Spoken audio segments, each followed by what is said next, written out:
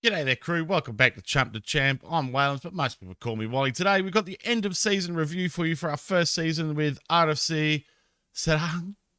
I cannot get my mouth around that word. I really can't.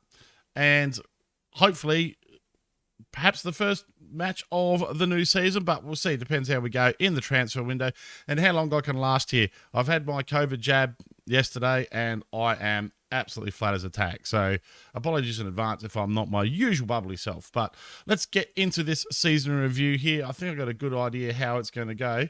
If Vermeulen's not our best player, this is hacks. Right, the new arrivals. Gabriel Denach, I think we'll all say that this guy saved our season. 13 appearances, 14 goal contributions, 9 of them actual goals in that time.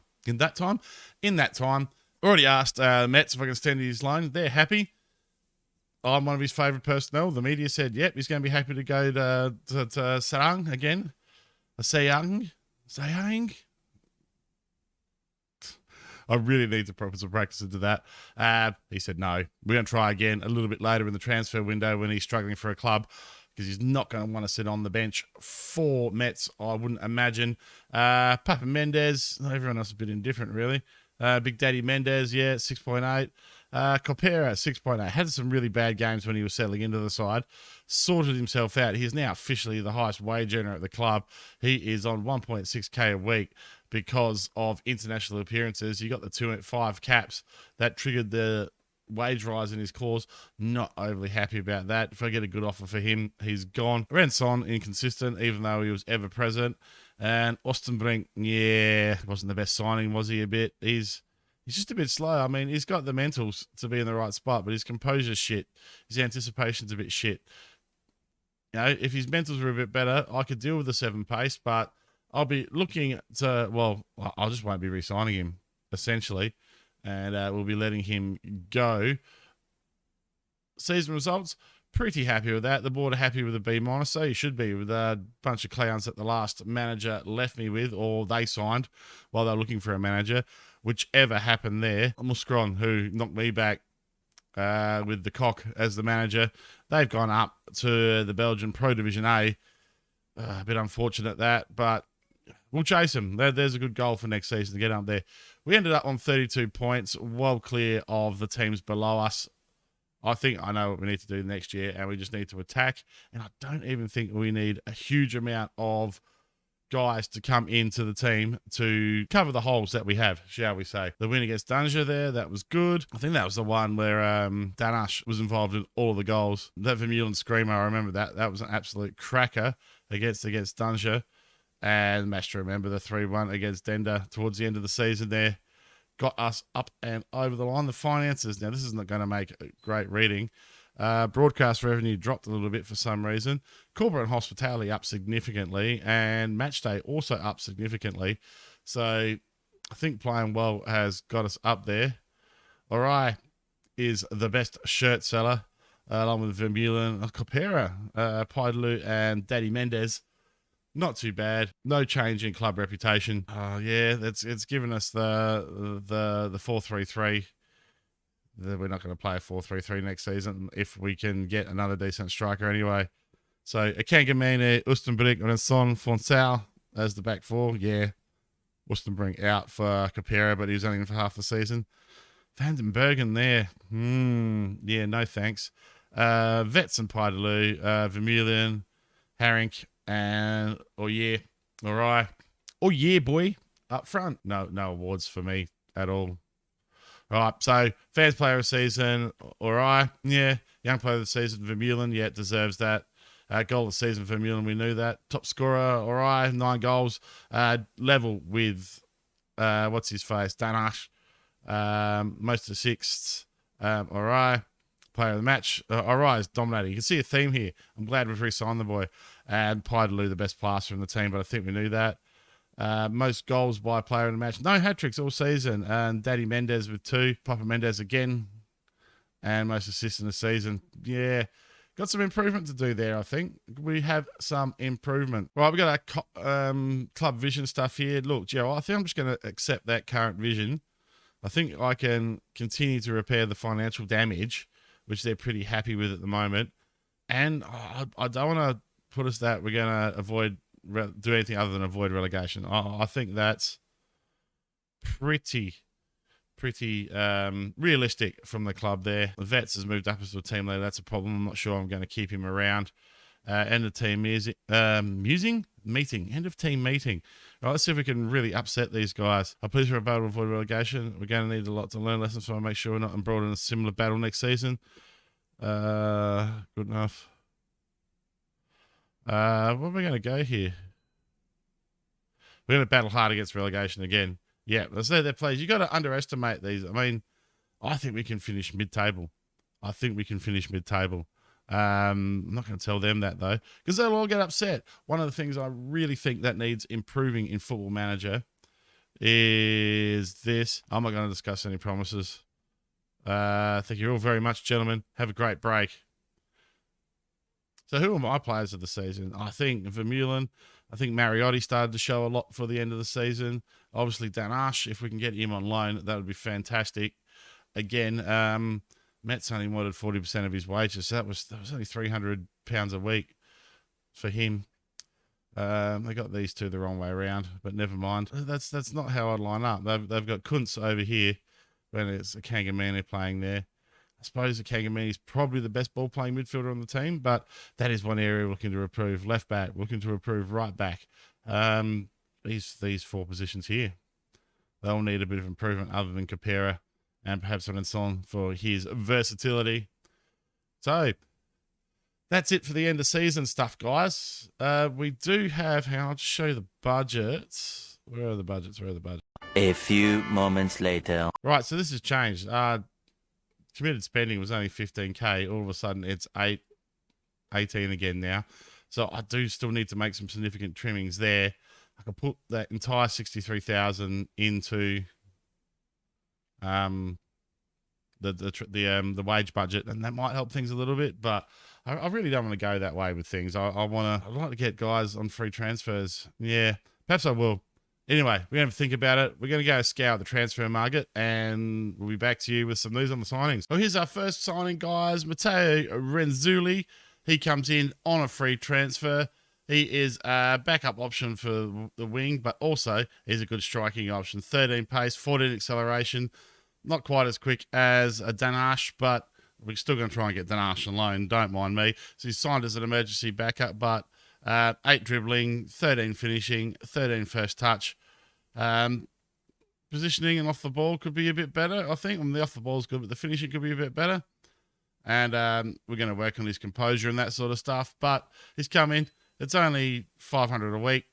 So pretty happy with that. That's a good start in the transfer window. All right, welcome back, gang. Here we go. We have made 7 signings. Have I cut the wage bill? No, I haven't. Am I underneath what we're allowed to spend? Yes, I am. So without further ado, let's introduce you to these guys. All right, first off is he's just a backup. Junior Mays here. He is a left back. Our backup left back has been released. He's gone. Unfortunately, the backup left back was only on £150 a week. This guy, because he's full-time, £300 a week. But he is 22, has a little bit of room for improvement, not much. All right, pace. All right, passing. All right, tackling. Marking, yeah, could be better. Decisions all right, and anticipation okay. So I think he will do well as a left back. We also have Damien Timon come in. He is a midfielder. Now, he has come in to replace, well, not replace. I probably intend him to play on the right-hand attacking midfield spot more often than not, but we've let Big Daddy Mendes go. He's £100 a week cheaper than the Big Daddy Mendes, so he comes in. He's also more near. He's also I did it again. He's also more versatile, so that was a bit of a no-brainer for me. So welcome, Danny Timon. Alessandro Damashke, he comes in as our new right back. I've let Renzoli go. I did sign Fonsal on a fringe player contract, so he's still kicking about the place. He's one of the more expensive ones. He plays both sides, so that is probably a good thing as well. He's not bad in the air as well, so could play in the centre at a pinch, I guess. But it's good marking, good passing, good tackling, good decisions, good determination. Just a good all-round solid right back, and I think an upgrade on both the guys that we had playing there beforehand. Now, Another one that the fans aren't happy with is Matteo Renzoli. Now, I feel a little bit let down by this one myself. I signed him when Mets were asking me to pay the full wage for Danash. Since then, Mets will let me have Danash for only 20% of his wages, which is 100 and something pounds a week. So maybe I'll send this kid on loan. If he can get a loan signing for him, I'll bring Danash back. But there's a reason why I might not bring Danash back, or you'll see later. But you can see why I signed him. Pace 13, finishing 13, first touch 13. Good dribbling, good acceleration. Mentals. Could be better. Could be better. Doesn't have much ability to improve, but we'll see how we go. So he is from RWDM from last year. So he does have a winner's belt under his wing. So he might bring a more of a winning culture to the club. Now, this guy's my favourite sighting here. Maxime Wackers comes in, and he is an absolute cracker. Heading 15. Tackling 12, jumping reach 13, all right enough pace. Acceleration's a bit poor, but he brings some much needed height and solidness to the back of the defence. Like we said last year, we didn't have anyone much over 6 foot. This guy's 6'2" and brings some experience back there. He's only got 450 pounds a week, gang. Wow, that is amazing. Good decisions, good concentration. I expect him to do good things for us back there. So big welcome to Maxime. Alongside him, or probably more likely off the bench, we have Bram Legay, a Belgian guy, because we need to sign some Belgians here. Otherwise, we're going to go right over our foreign player allowance. Similar sort of player. He's also got good long throws, which might come in handy later in the season. So he is only on 300 a week. So there was a no-brainer for me. He's got reasonably good mentals. Can head the ball. Tackle's okay. Marking okay. Concentration could be a bit better for a back, but good decisions, good determination, anticipation good. Expect him to do well when he steps into the side. He'll be pushing a Capera for his spot there. And finally here we have Sandro Bertolocci. Now, here's why I might not bring Danash back on loan. He's quicker than Danash. He's got better finishing than Danash, better dribbling, better first touch than Danash. And he's also good in the air, even though he's only 175 centimetres tall. Could do with a bit of jumping reach, but never mind. Good determination, good flair. Exactly what I want from a advanced forward. Now, did I promise him I was going to pay him as an advanced forward? I don't think I did.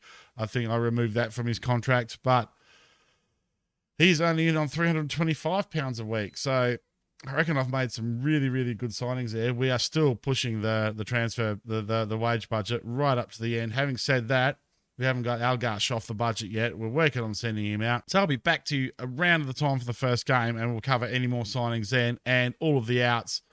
A fair few guys have been let go. We don't have an under-21 team to speak of, so the under-18s will be doing double duty. I also didn't sign a whole heap of those under-18 guys that I'd got in. Just, we can't afford it. We can't afford it. So hopefully that doesn't bite us in the bum as far as getting all our under-18s hurt or not being able to compete in under-21 competitions. But we will see how we go with all that. And yeah, we'll be back to you very, very shortly. Rightio, gang, we're at the end of the transfer window here. It's been a pretty successful one, if you ask me. We've got one thing pending. We've put in an offer for this guy, Sam Bowen, on a free transfer. He come in on trial. Look at those mentals. I mean, he's better across the board mentally than just about anyone else we got here. Good with long shots. Like to have seen him better with free kicks. Oh, his free kicks are all right, which is good, and I'll tell you why in a sec. I'm hoping those corners are at the higher end there. Good passer, good technique, great vision, and nice flair. He can find the pass. Some good backup there for Paitaloo in the centre of the park there. He's one to come in as an important player, so either him or Paitaloo are they're going to fight for that spot, and one of them's going to miss out. We've got a couple of guys shortlisted. We have offered him a big contract, £1,600 a week. 1,600, I hear you say. Wally, what are you doing? You're on a budget here. I am on a budget, but things have happened squad-wise here. Levan Capera, he has gone to... now, where has he gone to? He's gone to AZ in the Dutch top division, the Eredivisie or whatever it's called. I can never say that word properly. He's gone for a fair bit of money. He went for 2,500, I think it was. Let's just have a look here, shall we? Transfer history. Where are we? Compare. So no, he's gone for £375,000 up to 527,000. 525,000, including a 40% sell on. And we got him on a loan back, and they're paying his wages. So he's off the wage bill. We've got him for another season, so I'm pretty happy with that. Even better for the club if we get a 40% sell on and he does start to kick some major butt over there in the Dutch First Division. So it's great to have him back. So that's just a win-win for us. I'm not sure what the board think of it yet, but we will see. We will see. The only one to mention here is Lucas Goosens. Oh, look, he's just a under 21 goalkeeper to come in, just so we've got 3 goalies, really. That is a problem. I've tried to sign a couple of goalkeepers. No one was interested for the wages that we were offering. But this was before that we freed up stuff on the wage bill. So as you can see, it's pretty good. We've got the 7 I introduced you to earlier, plus Capera sold and out, and hopefully that Welsh fella on a transfer. There is another winger I'd like to bring in. He's slightly better than Vermeulen on the left. Will give us a bit of depth. Does also play in the centre of the park. So we will see how we go with that. But we'll find that out in the next episode. So that was a pretty tidy transfer window, I think, guys. We've come in, we're 4K under our wage budget. We've got potentially guys coming in still. We got room to sign a few others if they pop up on the transfer market that we want to sign. Hit the like button if you enjoyed the episode. I'll be back to you tomorrow with the first 2 games of the season. My name's Waylands. Thank you all so much for watching, and I'll see you next time.